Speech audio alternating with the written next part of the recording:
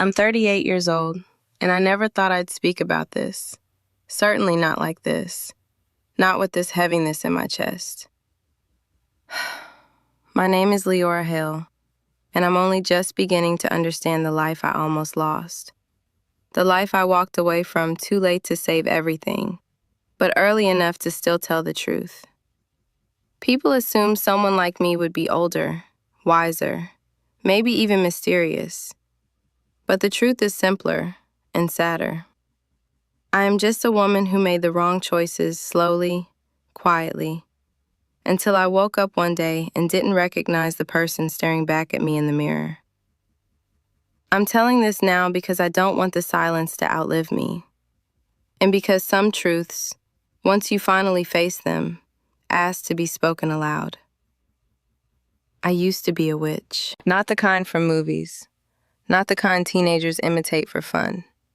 The kind that sits in dimly lit rooms with women who whisper promises of power, protection, belonging. The kind that believes the unseen can be bent if you just give enough of yourself away.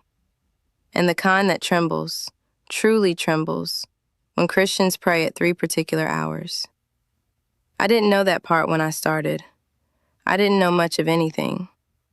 I only knew I felt empty, and they seemed so confident, so sure, so whole. Looking back, confidence is a dangerous thing when you're starving for direction. That's how it began. I didn't grow up religious. My parents were kind but distant, people who believed love meant providing rather than noticing. I learned early how to keep my own struggles quiet. I learned that loneliness was something you carry, not something you share. When I was 22, my older brother died in a car accident. He was the one person who could read my silences. Losing him felt like losing oxygen.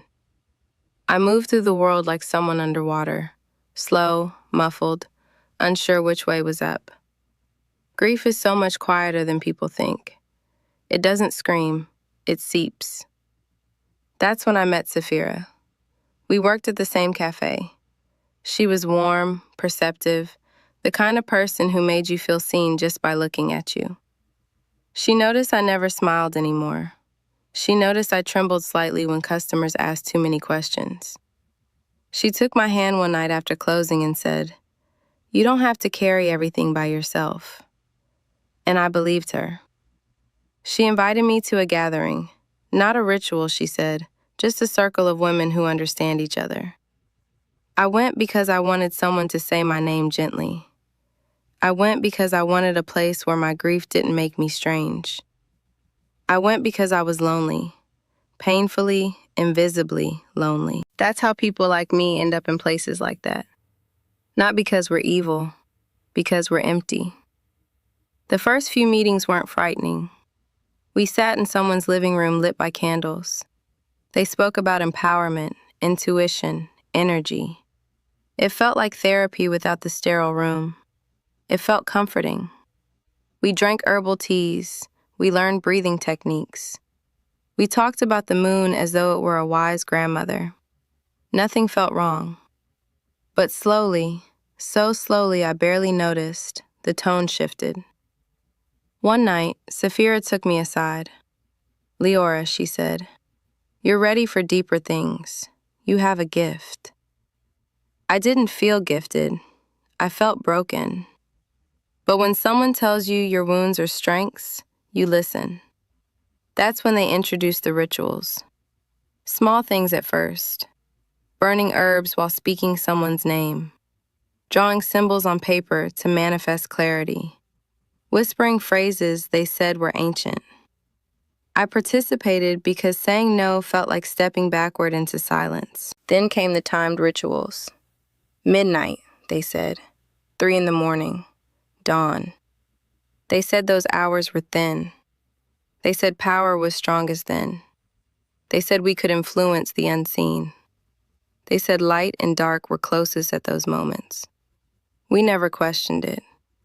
I realize now, the moment you stop questioning is the moment you start losing yourself. The cost began quietly. My mother called one evening just to hear my voice. I ignored the call because I was preparing for a ritual. I'll call tomorrow, I told myself.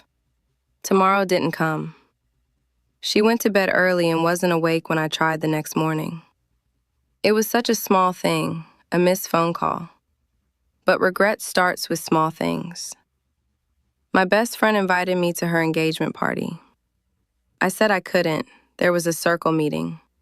She knew I was drifting away, but she didn't know how far. It wasn't dramatic. It wasn't violent. It was erosion.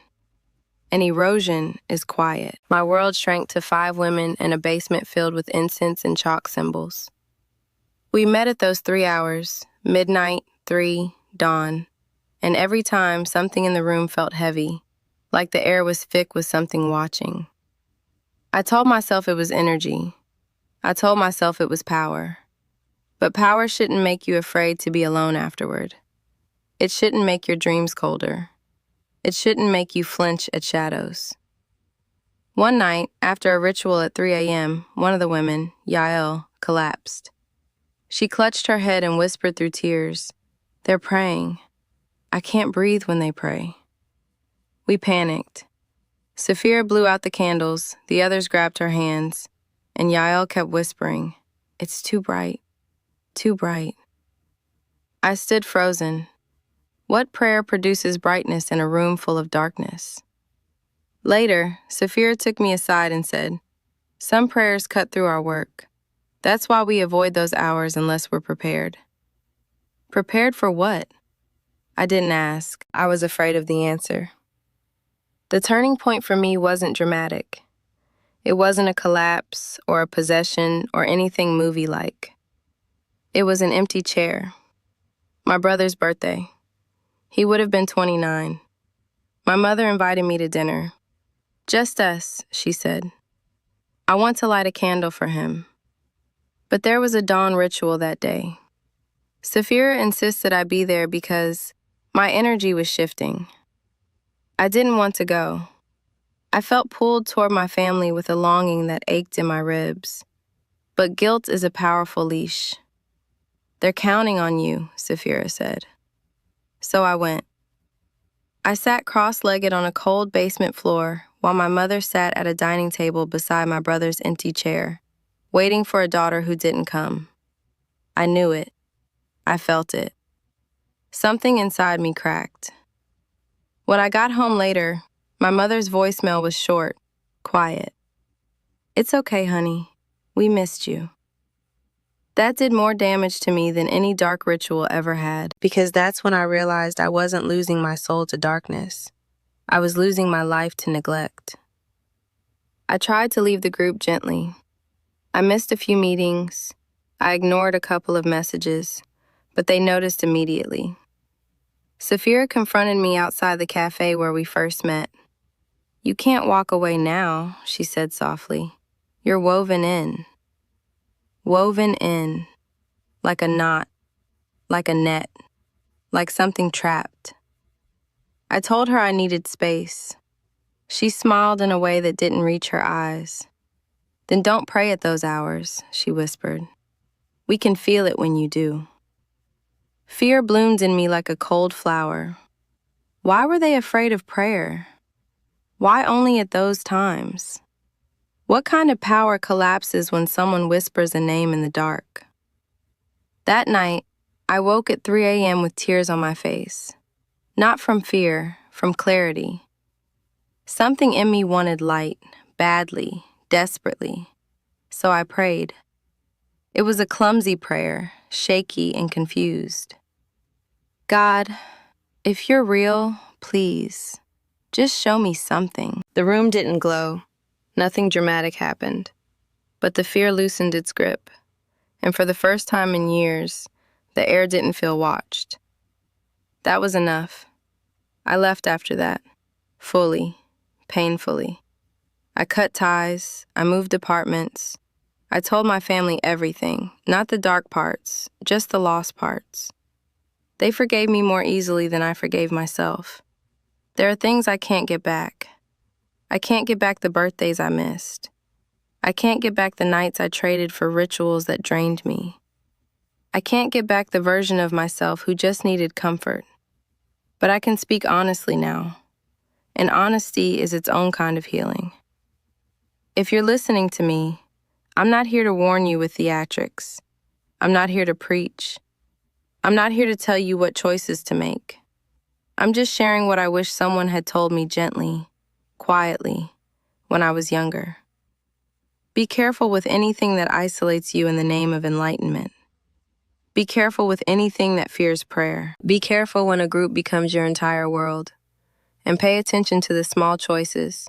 They shape your life far more than the dramatic ones. If this meant something to you, just sit with it for a moment. That's enough. I'm 38, not old, not wise, but old enough to understand this. Darkness doesn't always look frightening. Sometimes it looks like comfort. And sometimes the brightest thing in your life is a prayer whispered in the quiet hours, midnight, 3, and dawn, when the world is still enough for you to hear what your soul has been wanting to say all along.